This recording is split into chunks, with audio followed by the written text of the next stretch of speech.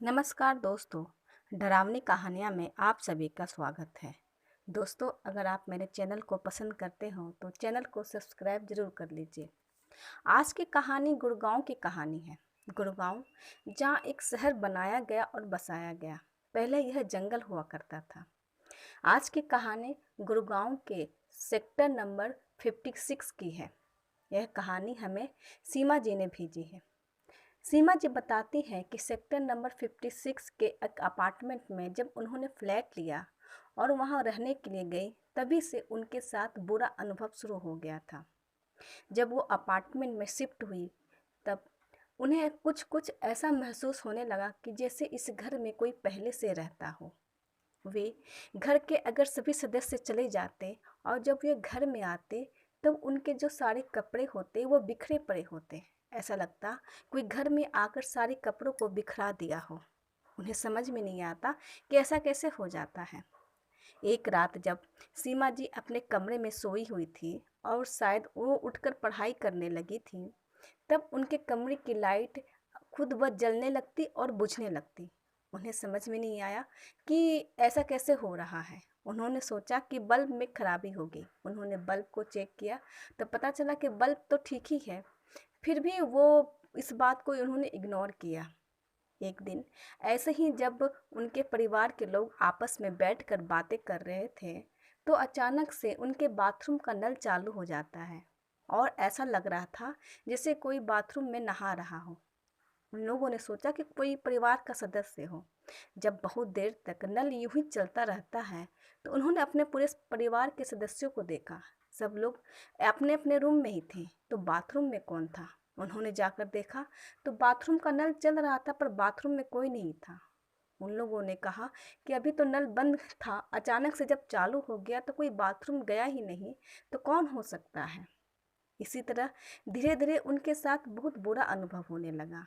एक रात जब सीमा के पापा जी पंखा बंद कर कर यूं ही अपने कमरे में सोए हुए थे कि अचानक से पंखा चालू हो जाता है और बहुत जोरों से चलने लगता है। उनके पापा की नींद टूट जाती है। वे देखते हैं कि पंखा तो बहुत जोरों से चल रहा है, साथ में बहुत जोरों से हिल भी रहा है। वे बहुत डर जाते हैं, तुरंत पंखे का स्विच ऑफ करते हैं और कमरे से बाहर निकल आते हैं। उन्हें समझ में नहीं आ रहा था कि इस फ्लैट में ऐसा क्या है जो उनके साथ परेशानी हो रही है। अब ये डर और भी बढ़ने लगा था।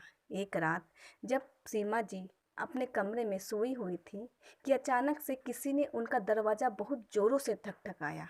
वे डर गई कि इतनी रात को कौन हो सकता है। फिर भी उन्होंने सोचा कि मम्मी होंगी। जब उन्होंने दरवाज़ा खोला तो कोई नहीं था।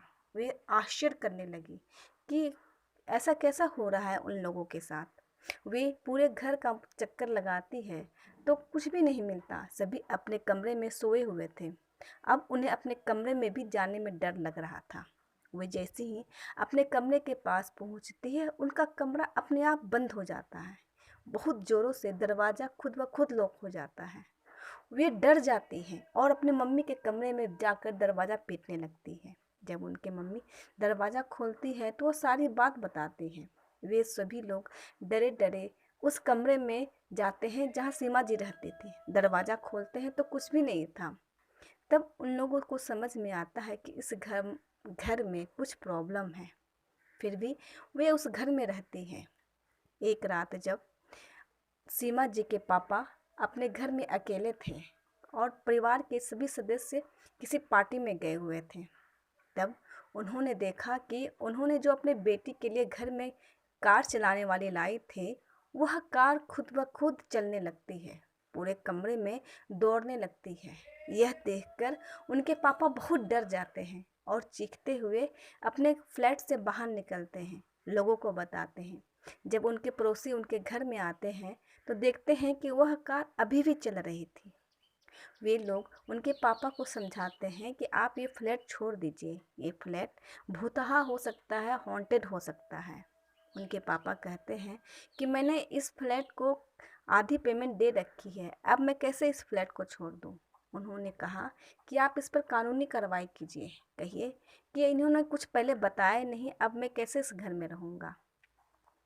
जब परिवार के सभी सदस्य घर आते हैं और ये सारी बातें सुनते हैं, तो सभी के चेहरे पर डर समझ में आ रहा था। कुछ दिन तो ये लोग घर में ही रहने का प्लान करते हैं।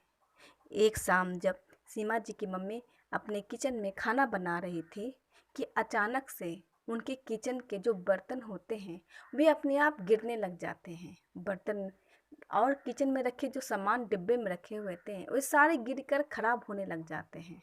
अब सीमा जी की मम्मी का डर से बुरा हाल हो रहा था। वे डर कर किचन से चीखते हुए भागती हैं और परिवार के सभी सदस्यों को किचन में ले जाकर दिखाती हैं। तो उन्होंने देखा कि रसोई का सारा सामान बिखरा पड़ा है, बर्तन भी टूटे पड़े हैं। अब ये लोग क्या करें? सब परिवार के सभी सदस्य अब कहते हैं कि अब इस घर में नहीं रहना है, बहुत नुकसान हो चुका है।